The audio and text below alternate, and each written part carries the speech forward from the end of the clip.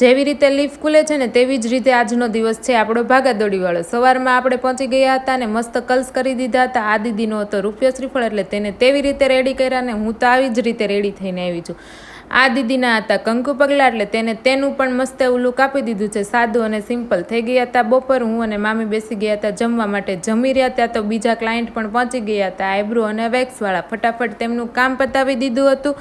ત્યાં એક આંટી આવ્યા હતા, એને અર્જન્ટમાં જ રેડી થવાનું હતું, એટલે ફટાફટ તેમને મેં કર્યું આઈનિંગ અને મામીએ કર્યો મેકઅપ। એક સાથે બે કામ કર્યા। અને મારું વર્ક ગમતું હોય તો જલ્દીથી મારી આઈડી નીચે કેપ્શનમાં આપું છું, ફટાફટ જઈ અને ફોલો કરી લેજો। ને તમારા ઘરે કોઈ પણ ફંક્શન આવતું હોય તો મારો કોન્ટેક્ટ પણ કરી શકો છો।